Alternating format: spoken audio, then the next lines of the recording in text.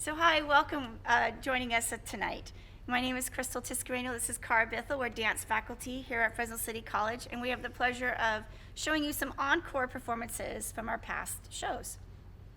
And this would be from during the time of the COVID period when we were doing our performances online, fall of 2020 and spring of 2021.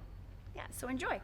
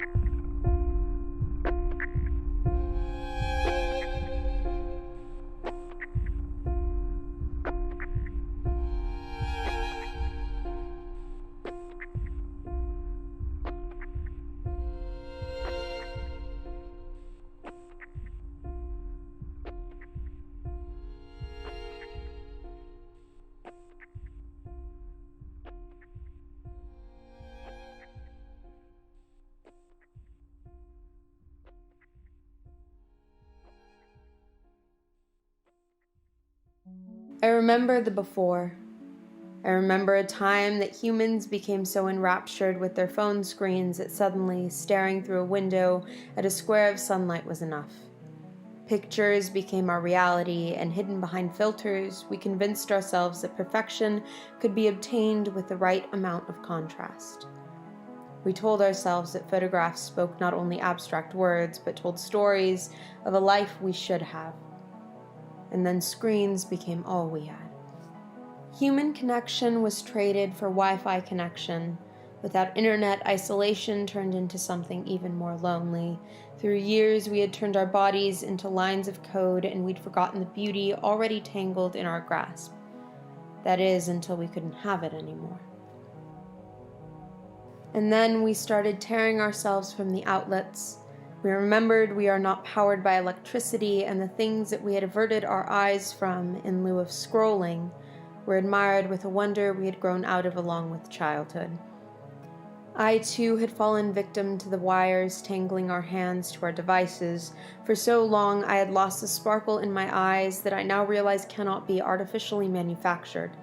It comes from the reflection of amazement only ignited by wonders minimally disturbed by human hands. And in that, I finally understood poetry again, like a language getting rusty from disuse. When I distanced myself from the metaphors, I'd lessened the meaning in my own mind and failed to understand the strength of a sunset. Because when I finally took a moment to look at the sky as fiery hues painted the horizon, I remembered how to do it justice. I remembered how the swirls of orange and red can reach into my lungs and pull my breath into the distance. I remembered how waning sunlight teasing my skin in a gentle golden wave makes everything a bit softer. The haze of nature somehow makes all it touches just a bit more beautiful. And then I started closing my eyes sometimes, listening to the ebb and flow of noises around me, the soft chatter of languages humans could never understand, darting through the trees. I was reminded that people are but a fraction of life, and every corner of this earth is bursting with the kind we don't always realize rushes alongside us. I started to look skyward when the day died down, and when I saw a brilliant array of stars with clear eyes for the first time, I remembered what it was like to believe in magic. I looked into the galaxy with understanding, and something about it seemed more alive than any place I could climb, as if someone had dipped a paintbrush in heaven. Light was painted through the darkness in careful strokes. I stared into a million sparkling eyes blinking in the distance, and anything seemed possible. All through this, as I spent more time looking up than into the depths of a single moment of posed perfection, I reached out to those I cherished. Physical contact is an underappreciated intimacy Its importance is realized only when it is swept away. And when you can't reach out with your hands, you find ways to make up for it. In a time that touch becomes toxic, everyone starts to find the poet within them, because words are all we have left. And while hate weaves through society like a constant death, I have heard more cries of love in these times than I remember before, because while hate is a loud beast, screaming until the spotlight stays fixed in its direction, if only to silence it, love is a quiet strength, and it lies more in gentle touches than screams, that is, until the touches are no longer. The sickness that plagues our world is not a blessing. It has taken the breath of many in a way much more sinister than sunset, because it has no intention of giving that breath back. But sometimes the darkest times are what light up the things we miss as we live in complacency. I can only hope that when we rebuild the world from the rubble, we don't forget what we have learned from the debris.